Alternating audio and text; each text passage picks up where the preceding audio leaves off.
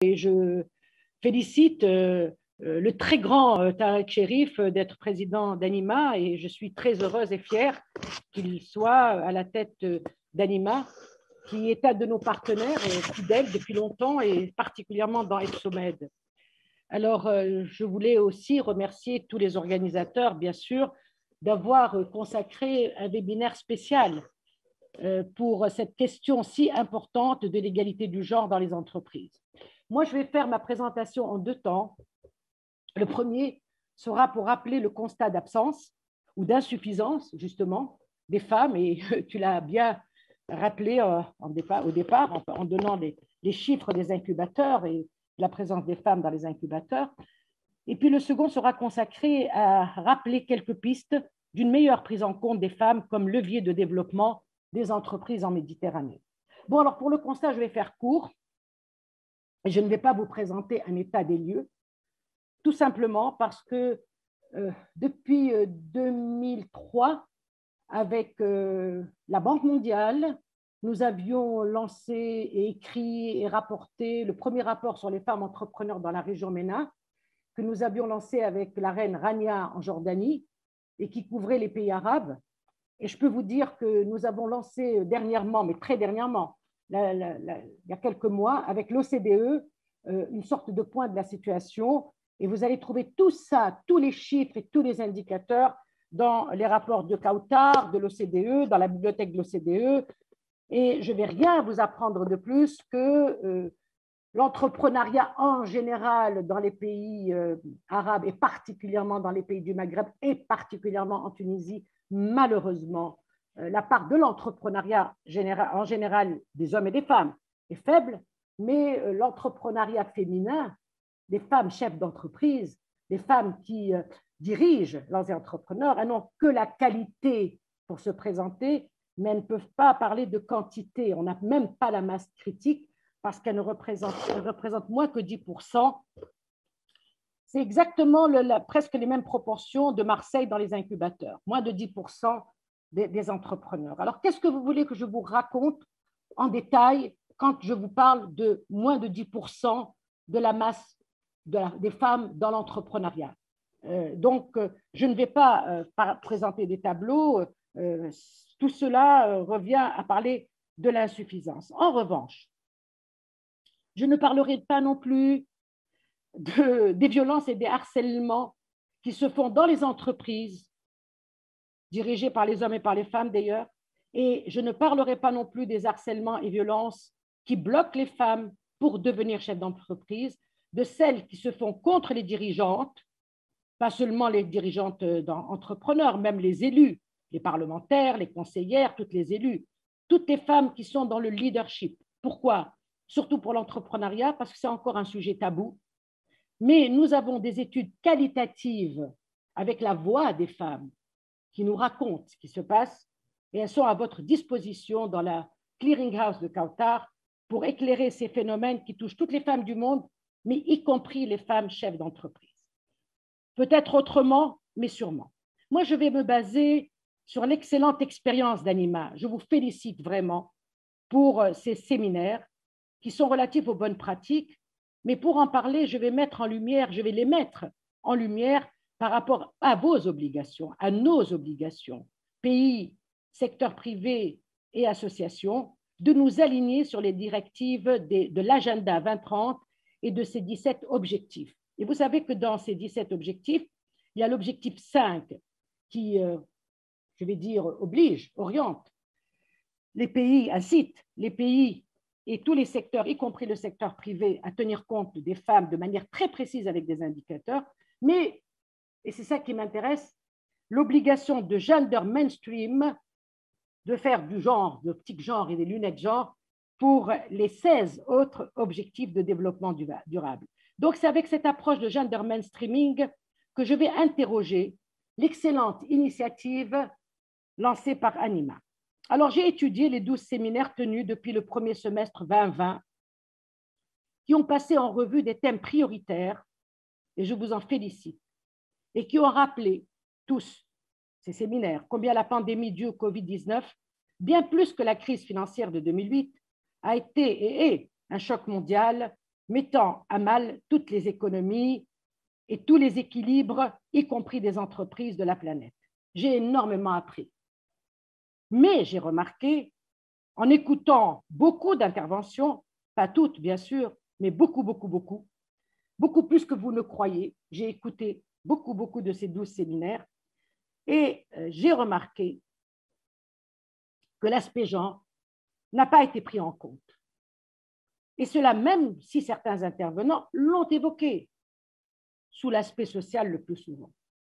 Mais vous savez, j'ai bien compris quand il y avait ce séminaire consacré au genre qu'il n'y avait pas de gender mainstreaming suffisant, qu'il y aurait un séminaire consacré aux femmes, mais que dans les autres séminaires, on n'allait pas parler suffisamment des femmes, de leur apport, de leur spécificité, de leurs problématiques croisées aux grandes problématiques des thèmes prioritaires. Et j'ai vérifié cela en écoutant les séminaires.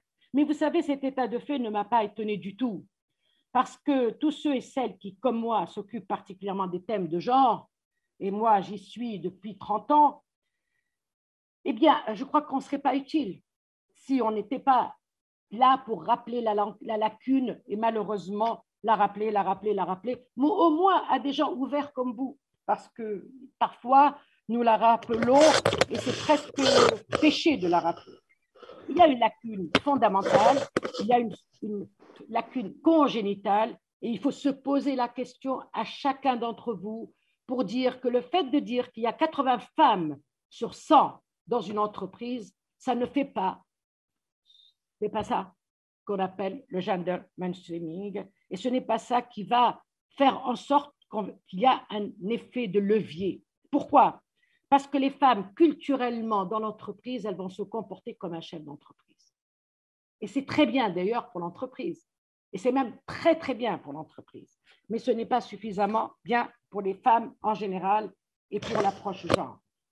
Alors, je dois souligner que l'absence de prise en compte de la diversité genre n'a pas été le fait des hommes qui sont intervenus dans vos webinaires, dans vos séminaires, parce que les femmes très compétentes, mais vraiment très compétentes, professionnelles, qui ont pris part à ces séminaires, eh bien, elles ont été aussi gender neutres.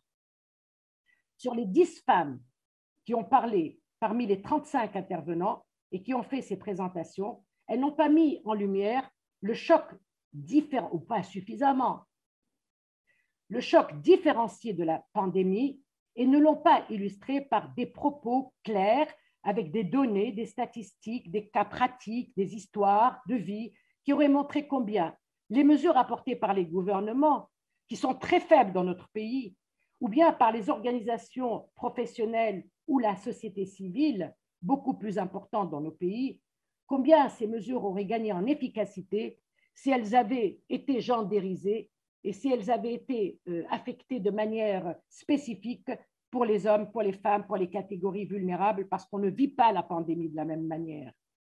Et pourtant, et pour l'entreprise, plusieurs études, des dizaines d'études, dont une étude américaine qui a été menée pendant 4 ans par l'organisation Catalyst, qui a porté sur 353 entreprises parmi les 500 qui figurent au classement du magazine Fortune et qui opèrent dans 11 secteurs industriels différents, a démontré qu'il existe une forte corrélation entre parité homme-femme dans une entreprise et rentabilité. Lorsque les femmes comptent et qu'il y a une masse critique de femmes qui ont des postes de décision, eh bien la rentabilité est meilleure. Les entreprises qui comptent le plus de femmes dans les équipes dirigeantes affichent de meilleures performances financières et ce constat s'applique pour les 2 variables financières prises en compte dans cette étude, la rentabilité des capitaux propres, supérieure à 35% par rapport aux autres, et le taux de rentabilité par action, qui est supérieur de 34%. Alors voilà, moi, je pense que ces chiffres vous apprennent plus sur cette question que les tableaux que j'aurais pu vous présenter et qui existent dans tous les rapports destinés aux femmes, les rapports genre de la Banque mondiale, les rapports de la SFI, etc. En vérité, ce qu'ont fait les intervenants dans les 12 séminaires est exactement ce que font les plus grandes institutions économiques et financières lorsqu'elles parlent en général de l'entreprise ou de l'économie et qu'elles ne parlent pas spécifiquement de femmes. Et quand elles parlent spécifiquement de femmes, elles ne parlent que de femmes. Autrement dit, toutes leurs données, en général, sont neutres ou gender blind. Et c'est pour ça que c'est aussi bien dans les données qui sont faites par chaque entreprise au niveau micro ou bien au niveau macronational ou international. Alors, comme les dirigeants du secteur privé, y compris vous, messieurs et mesdames, ne vont pas réellement tenir compte de ce que moi, j'aurais pu vous présenter comme recommandation, moi, je me suis abritée pour présenter quelques pistes, c'est mon deuxième point, que les grandes institutions financières et économiques reconnues ont proposé dans leur stratégie de jusqu'à 25 ou à 30, notamment après le choc sanitaire dû au Covid. En effet, il y a des pistes qui vous permettent de vous inscrire là-dedans. Et ces lunettes, ce sont des lunettes, en fait, de bonnes lunettes, pour que des programmes gendérisés soient mis en place dans toutes les entreprises, petites ou grandes. D'une part, mettre en lumière et encourager la visibilité des femmes, élaborer des données, des données, ne serait-ce que par vos organigrammes, où se trouvent les postes de décision et combien de décisions ont été prises par les femmes. Des rapports doivent aussi être gendérisés. Ça, c'est quelque chose de très important et ça vaut pour tout le monde. Nous n'avons pas suffisamment de données sur les femmes, que ce soit les femmes magistrates, que ce soit les femmes conseillères, que ce soit les femmes parlementaires. Et quand on en a, elles ne sont que quantitatives. Alors, pour les entreprises, c'est un peu la même chose. Donc, vous n'êtes pas les seuls à être mis en cause. Aussi, donc la première orientation de ces grandes institutions, que je résume de manière très, très caricaturale, mais après, je vais vous donner quelques exemples. Et puis, la deuxième grande orientation, c'est de faciliter par des mesures concrètes l'accès tellement inégal entre les hommes et les femmes, aussi bien l'accès aux services. Moi, je parle des services bancaires et financiers, par exemple.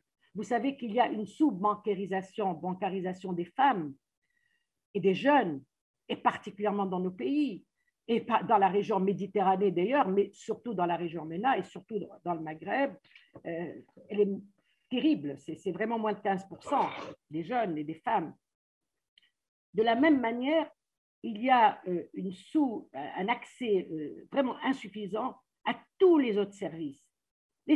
Un accès aux services, que ce soit un service financier, bancaire, de santé, c'est un droit de l'homme. Le droit de l'homme, ce n'est pas seulement d'avoir une constitution. Le droit de l'homme, c'est l'accès aux services, l'accès à l'éducation financière, l'accès à l'éducation entrepreneuriale dès le jeune âge. Pour aujourd'hui, où il n'y a absolument aucune autre piste pour le développement comme levier essentiel que l'entrepreneuriat, l'éducation entrepreneuriale et l'éducation financière doivent être co-substantielles aux droits de l'homme.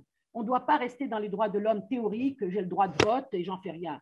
On doit vraiment apprendre aux jeunes et particulièrement aux femmes, quel que soit leur âge, même au mien, comment être dans l'entrepreneuriat, comment être dans la prise de risque.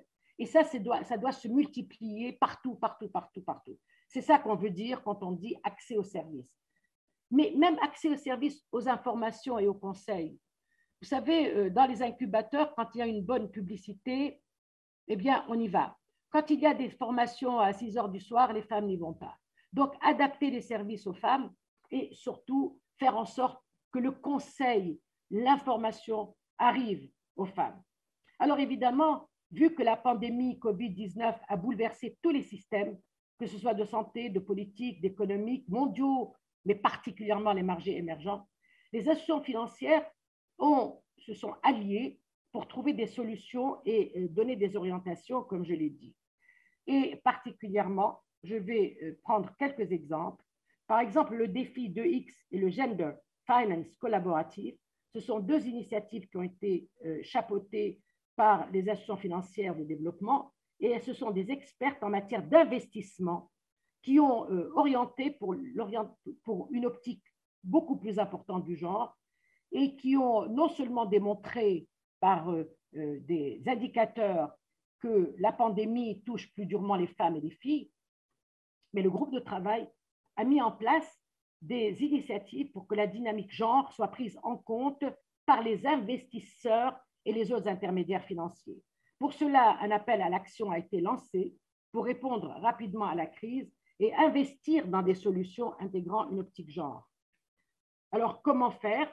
Par exemple, ce que je racontais tout à l'heure en termes ordinaires, passer en revue les portefeuilles et diffuser des pratiques exemplaires, lancer des projets de reprise à plus long terme qui intègrent une perspective de genre pour veiller à ce que les activités d'inclusion économique des femmes se maintiennent, collaborer à la conception de mécanismes financiers, de facilités conjointes pour fournir des liquidités aux institutions financières et aux intermédiaires qui adoptent une optique genre, par exemple en ciblant les secteurs d'activité et les institutions financières qui répondent spécialement aux besoins des femmes emprunteuses, ainsi qu'aux gestionnaires de fonds féminins. Le groupe de travail du Bureau des investissements de Gender Finance collaborative va participer au repérage, est en train de participer au repérage, à l'évaluation et à la diffusion de ces opportunités. De la même manière, la Banque mondiale, dans sa stratégie jusqu'à 25, a réellement, réorienté encore plus dans une optique genre. Mais je voudrais, pour terminer, donner l'exemple de la BAD, qui a lancé un appel à action très, très intéressant et qui a lancé d'ailleurs depuis 2016.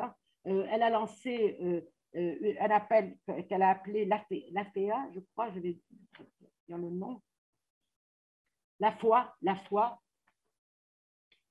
la Banque africaine, depuis 2016, une initiative AFAWA, Affirmative Finance Action for Women in Africa, pour combler le déficit d'accès au financement des femmes en Afrique, évalué à 42 milliards de dollars américains.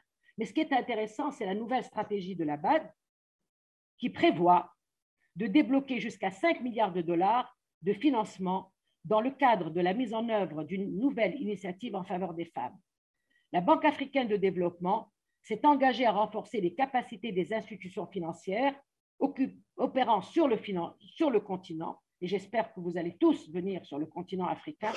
Je sais que notre président aujourd'hui d'Anima est très ouvert à ces questions, opérant sur le continent africain pour les intéresser davantage à la niche des petites et moyennes entreprises détenues par les femmes, même si elles sont peu nombreuses. Il faut les booster. Elles comptent aussi aider à adapter leurs produits et leurs services au type d'entreprise que gèrent les femmes et les filles. Bien sûr, les grandes institutions internationales, comme je l'ai dit, la BIRD, la Banque mondiale, le FMI, ont clairement posé l'entrepreneuriat, non seulement l'entrepreneuriat comme maillon moteur du développement, mais ont insisté, puisque vous avez commencé par là, je vais terminer par là, sur le rôle de levier que les femmes formées et bonnes entrepreneurs, et elles le sont, pourraient faire si elles étaient encore plus encouragées à être entrepreneurs et à se maintenir entrepreneurs. Parce que c'est ça le challenge. Ce n'est pas seulement de lancer son entreprise, c'est de maintenir son réseau et de se maintenir en vie et de ne pas être tout le temps sous oxygène.